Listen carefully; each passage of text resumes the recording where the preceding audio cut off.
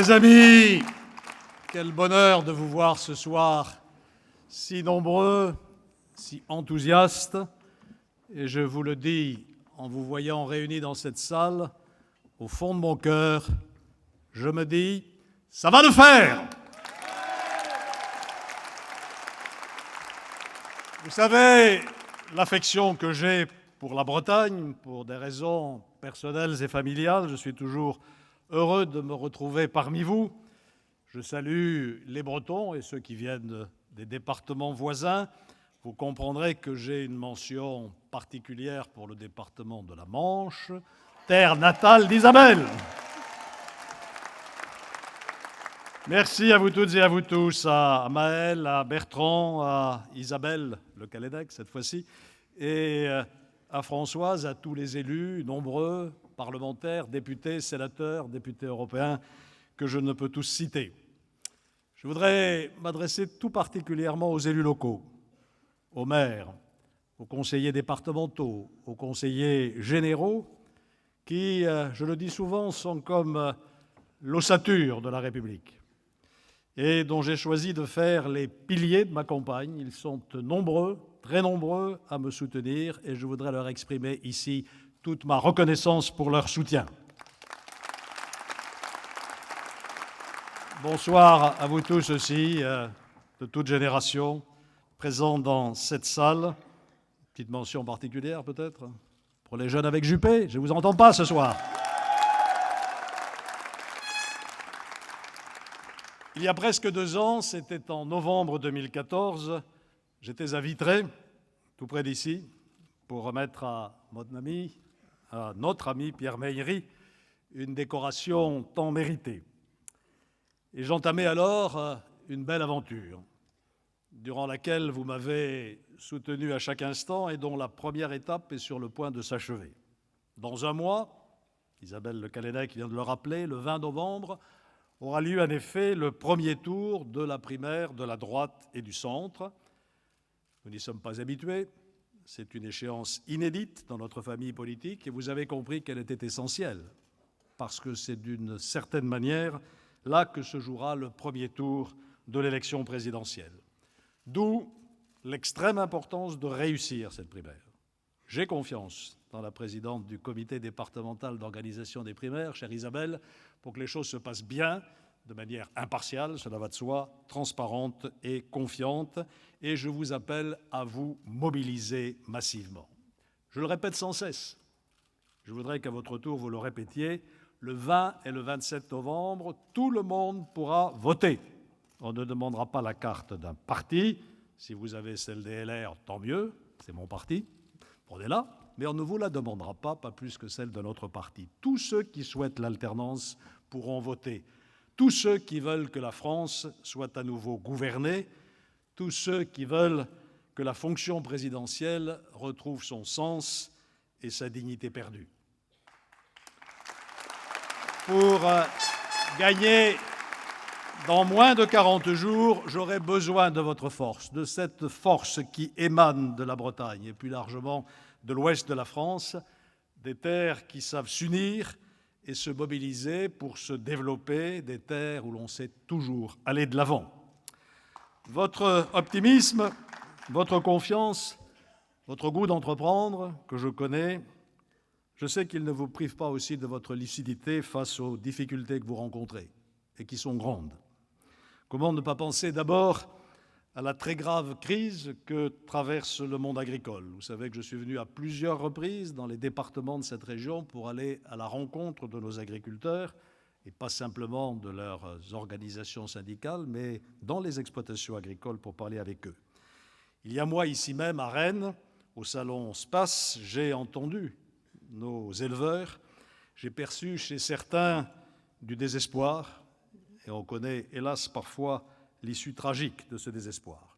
Je veux placer la question agricole au premier rang de mes préoccupations. La France a été la première puissance agricole d'Europe. Elle peut et elle doit le redevenir, et je ferai des propositions fortes en ce sens. Je veux notamment que la nouvelle politique agricole commune, messieurs les députés européens, celle qui prendra effet en 2020, puisse enfin garantir nos agriculteurs contre cette volatilité des prix mondiaux qui les déstabilise. Il va falloir que nous trouvions un dispositif pour leur permettre d'avoir cette stabilité. Et je sais aussi que, quelles que soient ces difficultés, et il y en a d'autres, la Bretagne ne renonce jamais. Et elle préfigure d'une certaine manière la France que je veux bâtir avec vous. Une France qui conjugue l'efficacité économique, la justice sociale, l'esprit de responsabilité. Une France du plein emploi, comme en pays de Vitré, cher Pierre Baillery. Une France du dynamisme industriel et de l'excellence agricole. Une France qui se retrousse les manches, qui cherche à se rassembler et à s'entraider plutôt qu'à s'affronter. C'est de cette France, chers amis, que je veux vous parler ce soir. En plusieurs circonstances, et il y a quelques jours encore à la télévision, dans ce débat que vous avez tous regardé avec passion, j'imagine. Vous êtes restés jusqu'au bout ? Non. Vous avez eu raison, parce que ma conclusion, c'était la meilleure chose de ce que j'ai dit. Voilà.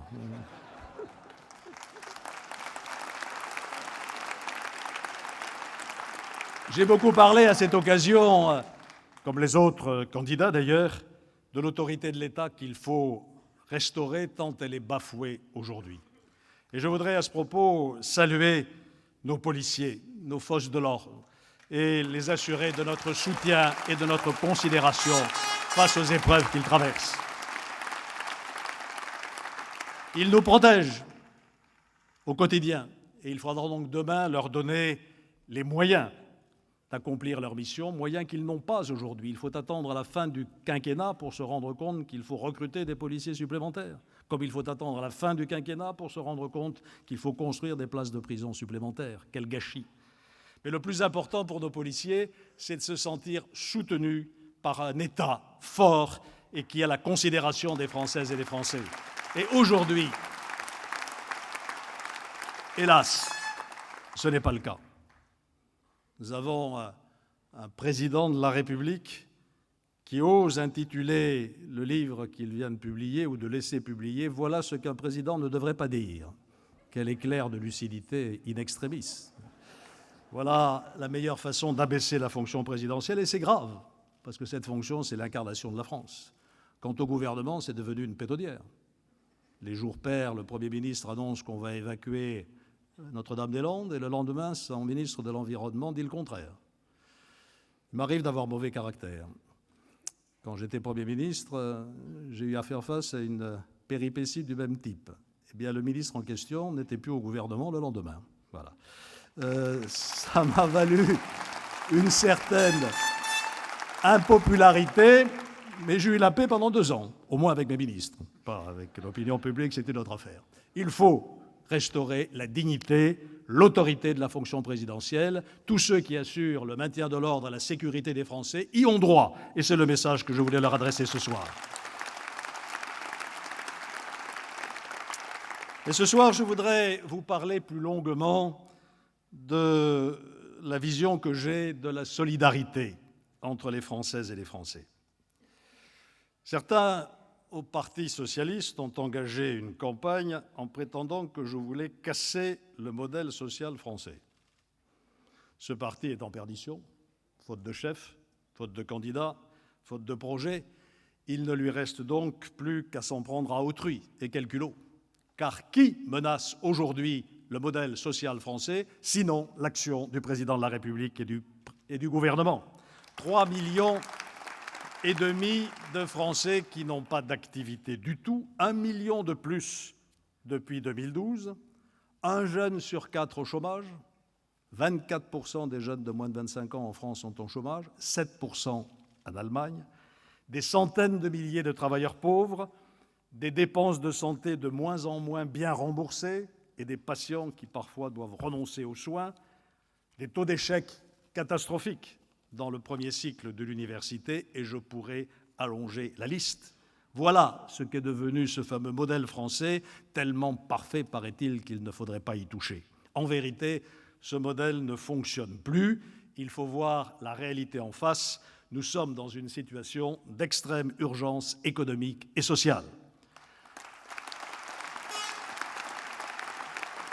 Voir la réalité en face, ce n'est pas dire que ça va mieux, lorsque les faits prouvent le contraire. Le président de la République a érigé la méthode Coué en principe de gouvernement. Incapable d'agir, il se contente de durer en se disant qu'il n'a pas le bol, curieuse expression dans la bouche d'un président, et que finalement ça finira par aller mieux. Il ose se présenter comme le gardien du modèle social français alors que son inaction, son impuissance et même ses mensonges en font le fossoyeur. Ceux qui expliquent que je veux mettre à bas le modèle français sont ceux-là même qui le détruisent aujourd'hui, et je le dirai avec toute la vigueur nécessaire.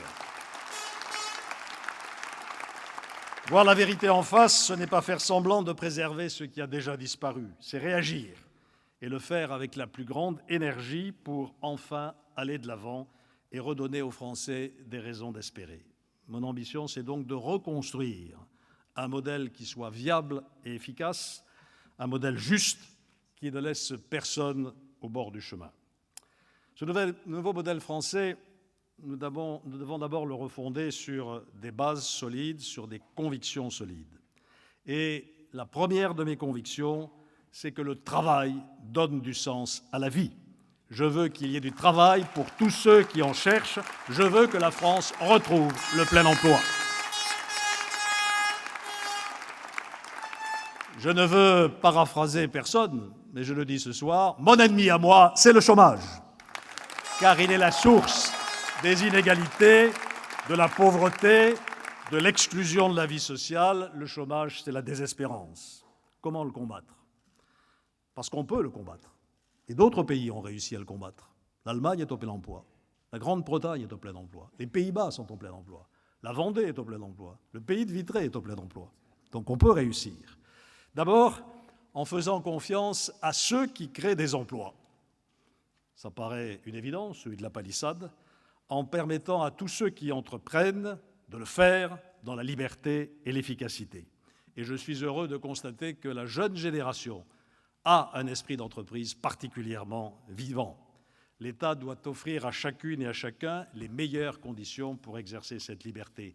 Je veux donc libérer le monde économique des carcans qui l'entravent aujourd'hui et qui l'empêchent d'embaucher.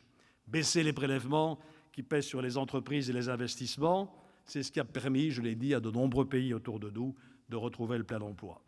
Diminution de la fiscalité qui pèse sur les entreprises, réforme du droit du travail, libre négociation du temps de travail dans l'entreprise, SMIC à zéro charge patronale dès 2017, allègement de 2 milliards d'euros de charges pour les travailleurs indépendants et de 600 millions pour les services à la personne. Voilà un certain nombre de mesures que j'ai annoncées et qui seront prises dès 2017 pour libérer la création d'entreprises et la création d'emplois. C'est aussi pour faciliter la création d'emplois que je veux mettre en place un CDI, un contrat à durée indéterminée sécurisé. Aujourd'hui, 85% des nouvelles embauches se font en CDD, contrat à durée déterminée. Si les conditions d'une éventuelle rupture du contrat de travail, qui peut toujours survenir, bien sûr, sont définies par avance dans la loi et dans le contrat de travail lui-même, l'employeur, j'en suis sûr, n'hésitera plus à recruter et le CDI redeviendra la norme. Voilà mon objectif. La deuxième conviction, c'est que pour viser l'efficacité maximum, il faut toujours rechercher la simplicité, et là, on a du chemin à faire. Je ne sais pas si vous avez perçu chez vous le choc de simplification qui nous avait été annoncé. Il n'est pas arrivé jusqu'à Bordeaux, en tout cas. Depuis trop longtemps, l'État s'ingénie à faire le contraire. Nous devons donc mener un immense effort d'élagage du maquis des normes et des procédures. M. Hollande n'a pas respecté beaucoup de ses promesses, heureusement d'ailleurs, parce que c'est encore pire quand il les tient. Souvenez-vous du contrat de génération qu'il nous avait présenté comme un remède miracle. C'était une mauvaise idée dès le départ, mais cela s'est transformé en échec total, tant ce dispositif était d'une complexité ahurissante. Il va nous falloir retrouver le chemin et le sens de la simplification. C'est la même chose avec le compte pénibilité, un cauchemar bureaucratique. Les agriculteurs m'ont expliqué à quoi ils étaient tenus pour déclarer heure par heure les conditions de travail de leurs salariés. C'est évidemment infaisable. Il faudra l'abroger et chercher une autre solution pour prendre en compte la pénibilité du travail, qui est une réalité, évidemment, à laquelle il faut faire face. Pour simplifier, il faudra rendre plus compréhensibles les mécanismes existants, si souvent opaques. Les entreprises connaissent trop mal les aides dont elles peuvent bénéficier si elles recrutent un chômeur. Je voudrais que chaque demandeur d'emploi dispose demain d'un chèque emploi où toutes les aides liées à son embauche figureraient noir sur blanc. Et pour plus d'efficacité, il faut aussi en finir avec l'instabilité de la législation sociale, qui est un casse-tête pour tous les Français comme pour les entreprises. C'est pourquoi je propose d'instituer un droit à l'erreur pour les entreprises dans leurs relations, par exemple avec le fisc ou avec l'URSSAF.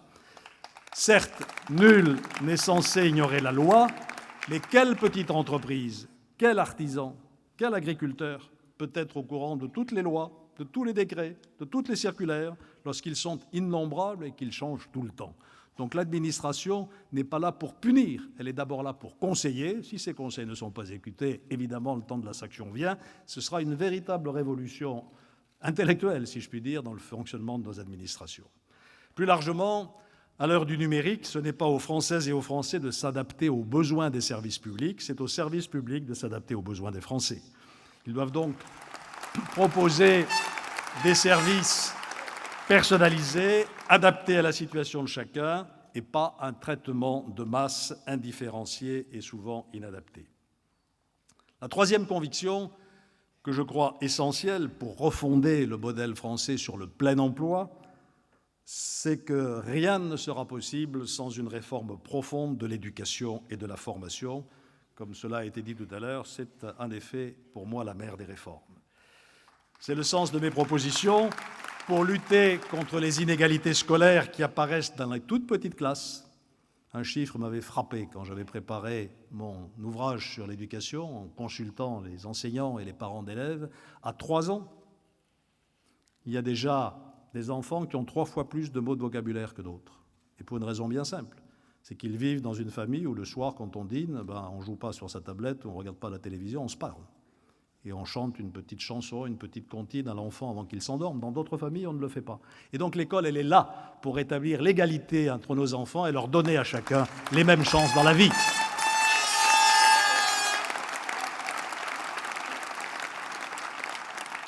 Je veux aussi adapter nos universités aux défis de la compétition mondiale des savoirs et mettre un terme à cette hypocrisie nationale qui consiste à dire à nos jeunes « entrez libre à l'université ». Sauf qu'un an après, ou 2 ans après, boum, c'est la sélection par l'échec. Je veux substituer l'orientation pour la réussite à la sélection par l'échec à l'entrée à l'université.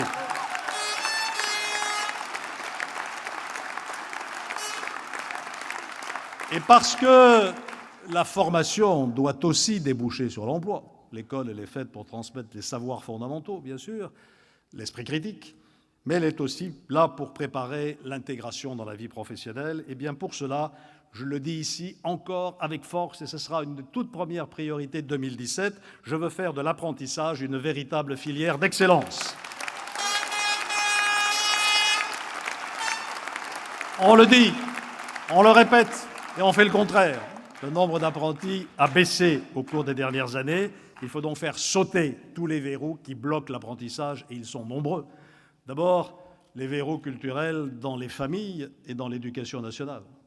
Une petite anecdote, c'est pas une anecdote, enfin, petit moment de vérité, plus exactement, lorsque, avec les jeunes des JAJ, j'étais à Malakoff il y a quelque temps, il y avait sur la scène un jeune apprenti, pâtissier, chocolatier.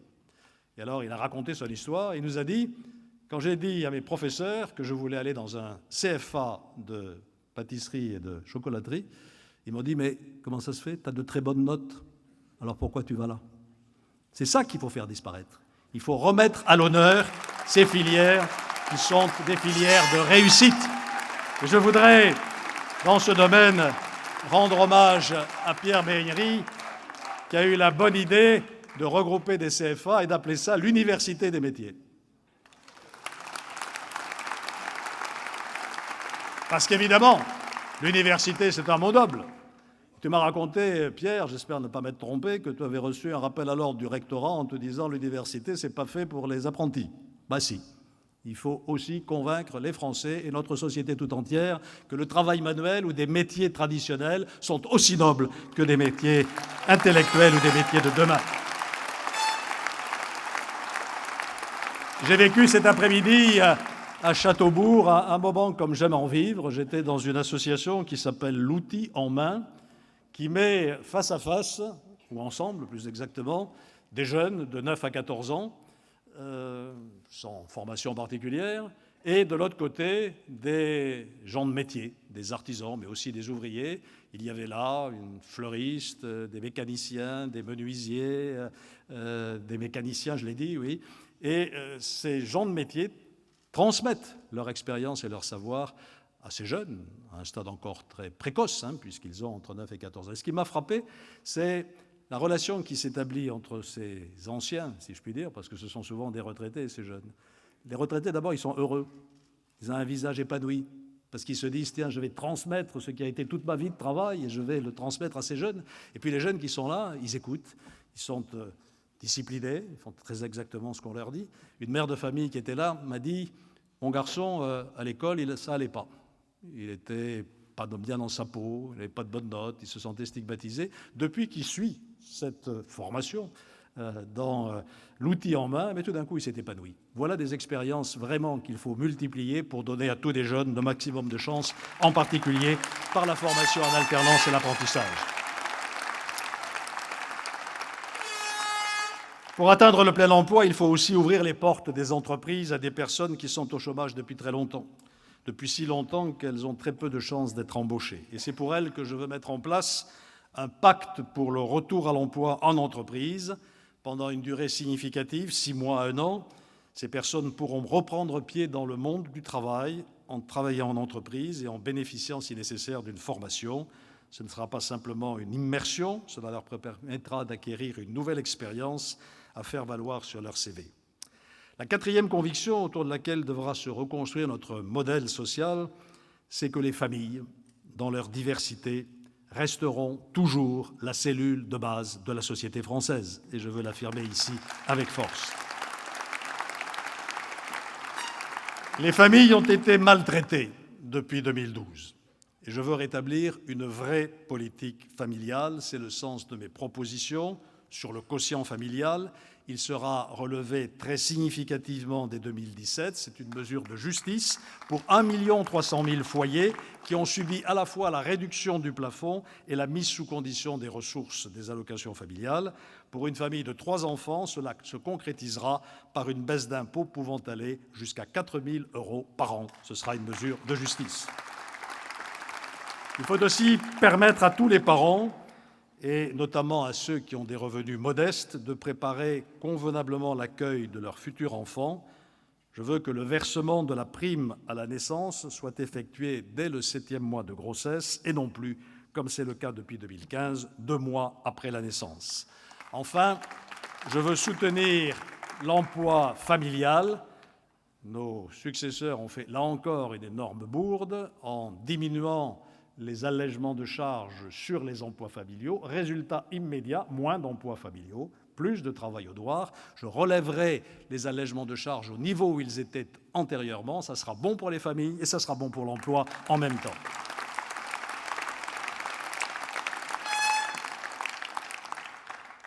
Mes chers amis, le modèle français consolidé que je propose, celui qui nous mènera donc au plein emploi, c'est un modèle qui met la solidarité au cœur des devoirs de la nation. Un modèle qui aide réellement celles et ceux qui connaissent des difficultés. Je veux une société solidaire et fraternelle. Mais je refuse la société d'assistance généralisée que proposent souvent les socialistes et qui maintient les personnes dans la précarité. Et il n'y a pas de solidarité durable sans esprit de responsabilité. Solidarité et responsabilité sont les 2 faces d'une même médaille. Pour consolider vraiment le modèle social français, notre première tâche, ce sera de s'assurer qu'il est viable dans la durée et donc qu'il est financé. Il faut parfois répéter cette évidence. Pour redistribuer, il faut d'abord produire, il faut arrêter de mentir aux Français. La vérité, c'est que la légère amélioration des comptes du régime général de la sécurité sociale est avant tout le fruit des réformes que nous avons faites. Les réformes de retraite des gouvernements Balladur, Raffarin et Fillon. La vérité, c'est que le gouvernement actuel maquille les comptes et met sous le tapis toute une série de dettes sociales. La vérité, c'est qu'il oublie d'évoquer des dépenses nouvelles non financées. Noël approche, à grands pas, vous avez vu, et les cadeaux se multiplient. Il va falloir d'ailleurs, dès 2017, qu'on fasse exactement l'état des lieux. Je veux, pour ma part, mener à bien des réformes parfois difficiles, mais qui assureront aux nouvelles générations un niveau de garantie équivalent à celui dont ont bénéficié les précédentes. Et tout d'abord, je veux définitivement sauver nos régimes de retraite par répartition. C'est une réforme qui n'est pas, sexy, c'est vrai, 65 ans, mais elle est nécessaire. Tous les pays autour de nous sont à 65 ans, voire à 67 ans. Lorsque l'espérance de vie à la retraite est de 20 ans, comme aujourd'hui, entre 62 et 82, pour les hommes, pour les femmes, c'est un peu plus, ils sont plus solides que nous, eh bien, il est évident qu'il faut en tirer les conséquences sur l'âge légal de départ à la retraite. Et donc, je ferai décaler cet âge progressivement, 4 mois par an, entre 2017 et 2026, pour arriver jusqu'à 65 ans en 2026. Simultanément, cela, comme ça générera beaucoup d'économies, 20 milliards d'euros par an pendant le quinquennat, je recyclerai une partie de cette économie pour une mesure de justice qui s'impose aujourd'hui, c'est-à-dire pour la revalorisation des petites retraites qui sont trop faibles. Il faudra augmenter le minimum vieillesse d'au moins 10% pendant le quinquennat. L'esprit de responsabilité, c'est aussi ce qui doit nous guider en matière d'assurance chômage. Vous avez peut-être vu dans des émissions de télévision une rencontre que j'ai eue dans une maison qui s'appelait la maison du chômage, des chômeurs, à Nanterre, où je discutais avec des chômeurs sur cette question de la dégressivité qui est difficile à faire comprendre. J'ai la conviction que la très grande majorité des chômeurs cherchent du boulot, qu'ils en cherchent vraiment et qu'ils ont du mal à en trouver. Mais nous savons que ce n'est pas 100% et qu'il y a aussi des fraudes et un certain nombre de gens qui essayent de tourner le système. Et c'est cette fraude, cette irresponsabilité-là, pour reprendre le mot de responsabilité, qui mine le régime et fait qu'aujourd'hui, il est en déséquilibre financier. Donc il faudra y porter remède. Et c'est pour ça que je propose, progressivement bien sûr, de modifier le système. En 2017, je dirais aux partenaires sociaux, mettez-vous d'accord pour établir l'équilibre du système. Vous en avez l'obligation légale. Si vous ne le faites pas, au 1er janvier 2018, l'État en tirera les conséquences et il y aura une dégressivité au bout d'un an, moins 25%, au bout de 18 mois, moins 25% à nouveau, un plancher garanti à tout le monde, donc rien ne se passera avant le 1er janvier 2019. Et j'ai la ferme conviction que tout ce que nous aurons fait entre 2017 et 2019 aura redonné des couleurs au marché de l'emploi et que donc cette réforme permettra de reconduire le plus grand nombre des chômeurs dans la vie du travail. Notre modèle social, c'est aussi l'assurance maladie. Et je vous le dis, pour la conforter, parce qu'elle aussi est fragile, je refuse de diminuer les taux de remboursement, comme certains le proposent. Ce serait une profonde injustice qui frapperait d'abord les Français les moins aisés et les classes moyennes.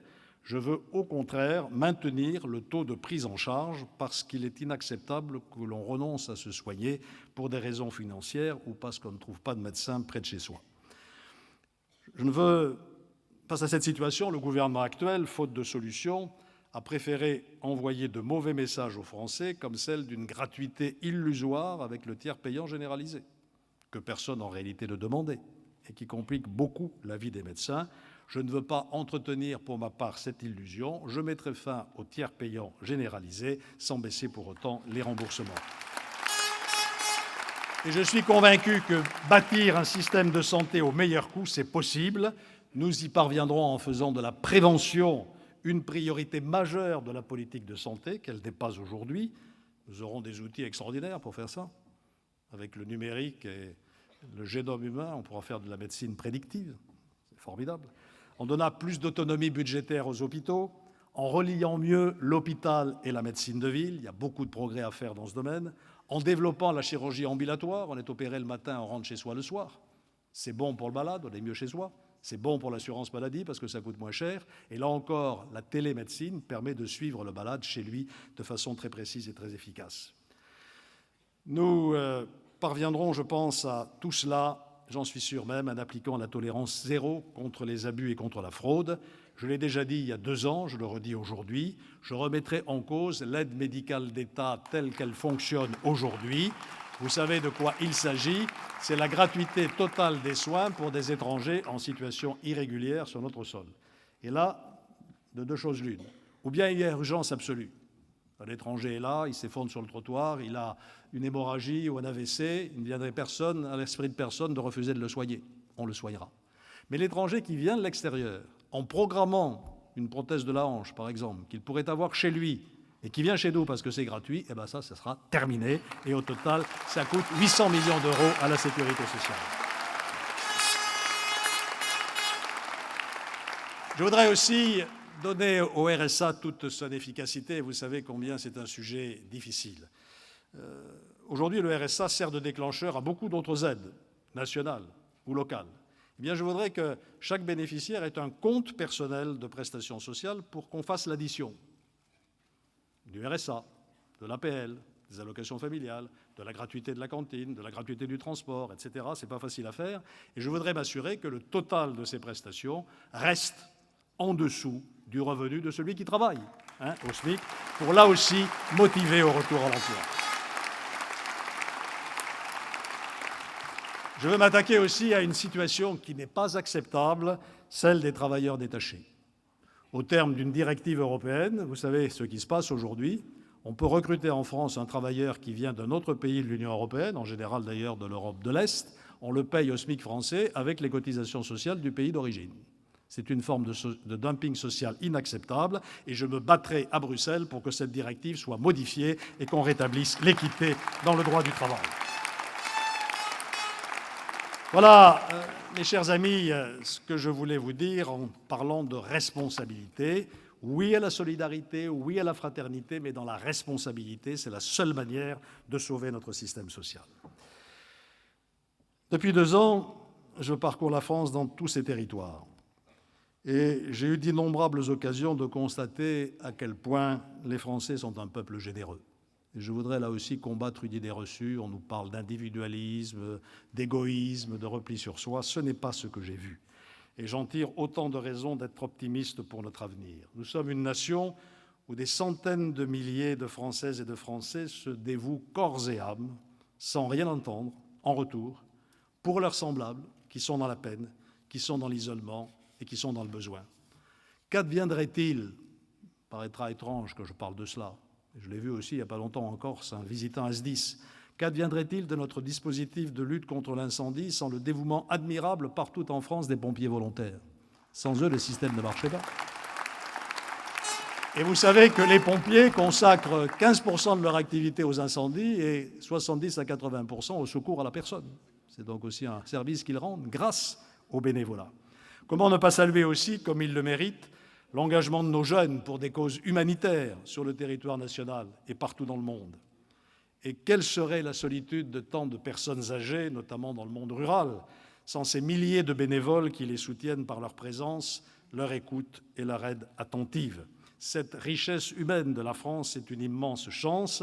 Elle fera la force de notre politique sociale qui, parce que nous aurons enfin retrouvé des marges d'action et l'équilibre budgétaire et financier nécessaire, montrera que la France a conservé son visage de toujours, c'est-à-dire celui d'un pays qui sait faire preuve d'une authentique générosité, d'une vraie fraternité, d'abord envers les plus fragiles d'entre nous.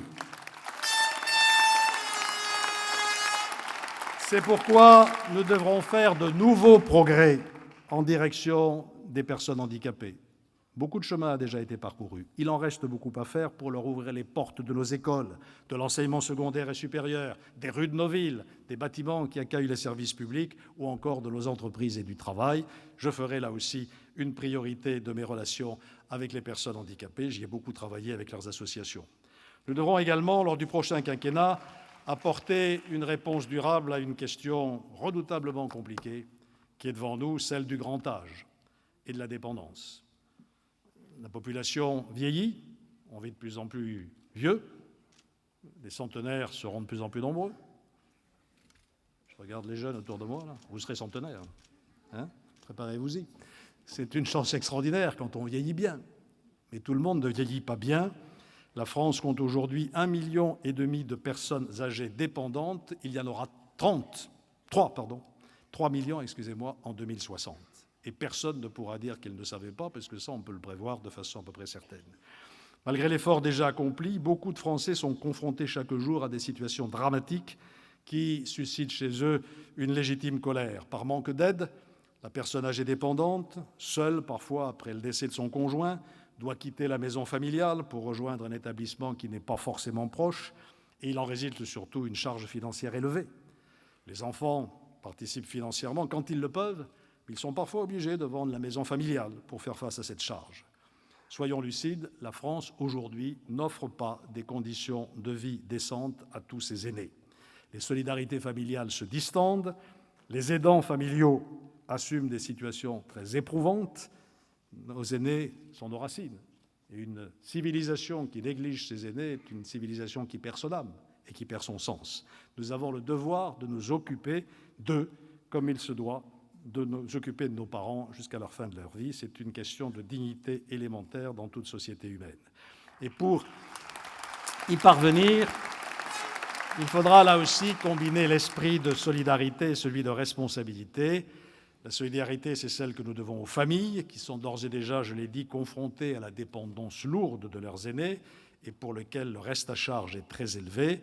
Pour celles qui ont des revenus modestes ou moyens, je mettrai donc en place une garantie dépendance qui permettra de baisser le reste à charge en cas de dépendance lourde et durable, et cela sans compromettre la transmission d'un héritage lorsqu'il est modeste.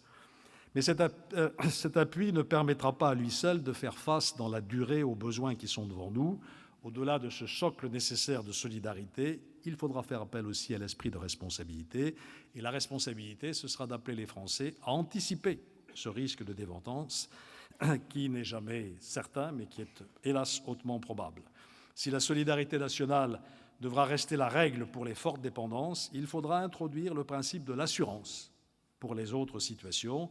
Cette assurance devra permettre le versement d'une rente ou d'un capital afin que nos aînés puissent rester le plus longtemps possible chez eux à la maison et y procéder aux aménagements nécessaires ou, quand ce ne sera pas possible, d'assurer une partie de la prise en charge en établissement.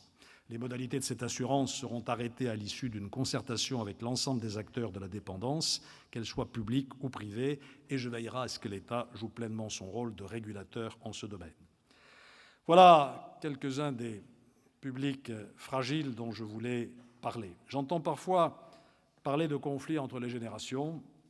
Eh bien, je ne me résigne pas à cette perspective. Anticiper les besoins d'une population vieillissante, ce n'est évidemment pas ignorer les difficultés que rencontrent trop souvent les jeunes Français. Et je voudrais saluer ici les jeunes avec Juppé, les JAJ, qui m'apportent chaque jour leur énergie, leur joie de vivre et leurs idées précieuses. Nous avons travaillé ensemble à bâtir un programme qui réponde aux attentes des jeunes, de tous les jeunes, les JAJ et les autres, bien sûr, qu'il s'agisse de leur formation, de leur logement, de leur accès à la santé, qui est un problème. Et j'ai proposé, par exemple, d'exonérer les jeunes de la cotisation à la sécurité sociale pour qu'ils puissent vraiment avoir accès aux soins et à la santé. Je leur ai dit ici ma confiance et ma volonté d'agir avec eux. Au-delà des populations qui méritent une attention particulière, et je viens d'évoquer la situation de plusieurs d'entre elles, je ne voudrais pas oublier non plus une autre forme de fragilité, à laquelle je sais vous êtes très sensibles, vous les élus locaux, celle qui frappe certains de nos territoires. Je sais que la ruralité française est en désarroi, en souffrance même. J'ai longuement échangé avec les élus de nos villes moyennes, de nos communes rurales, qui se sentent abandonnés, voire méprisés par les gouvernants et par les administrations centrales. Eh bien, je ne veux pas laisser s'élargir le fossé entre la France des métropoles, qui sont en pleine expansion, et celle des territoires oubliés. Nous devons là aussi faire preuve de solidarité et de fraternité. Et je veux lancer une ambitieuse politique de rééquilibrage des territoires qui reposera sur 4 piliers. D'abord, l'accélération de la couverture intégrale des territoires en téléphonie mobile et en très haut débit, parce que c'est la condition absolue de tout développement économique. Ensuite,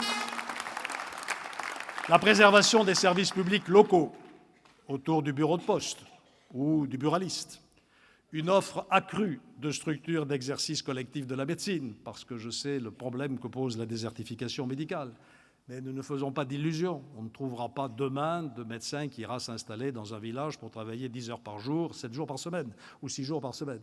D'autant que, et ce n'est pas du sexisme, une grande partie de ces médecins sont des femmes et qu'elles ont évidemment des charges et des contraintes particulières. Il faut donc aller vers cet exercice collectif qui n'est pas la panacée, mais qui peut apporter une solution. La ruralité, c'est aussi, je n'y reviens pas, je l'ai dit en commençant, le soutien à l'agriculture. Et puis je voudrais lancer un concept nouveau, celui des zones franches rurales qui viennent du terrain et pas d'en haut. Quand j'étais Premier ministre, j'ai fait des zones franches urbaines. Et c'était l'État qui définissait les paramètres. Tel pourcentage de chômage, tel niveau de revenu, zone franche urbaine. Je voudrais que là, la zone franche rurale, elle vienne du terrain. Que ce soit un projet de développement économique porté par une communauté de communes ou par un pays, et qu'à ce moment-là, l'État intervienne pour apporter des exemptions fiscales ou des allègements de réglementation. Là aussi, je crois que ce sera un outil pour faire en sorte que nous agissions contre la division entre la France des métropoles et la France des territoires. Il y a quelques années, on opposait Paris et le désert français. Je ne veux pas d'une fracture entre les métropoles et le désert français.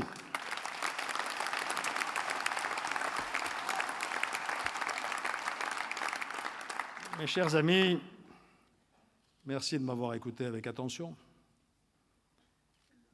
Ce n'était pas un discours folichon.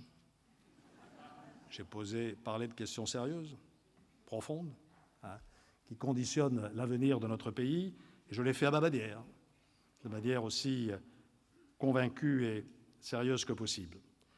Mais, pour conclure, je voudrais, à partir de cette Bretagne, qui est la terre du travail, du courage, de la ténacité, qui est à la fois une terre de tradition et d'innovation, je voudrais m'adresser à tous les Français, à toutes les Françaises, pour leur dire, peuple de France, il est temps de te ressaisir et de reprendre confiance.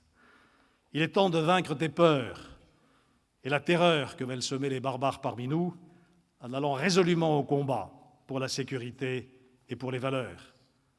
Peuple de France, il est temps de faire reculer le chômage jusqu'au plein emploi pour sauver notre modèle social.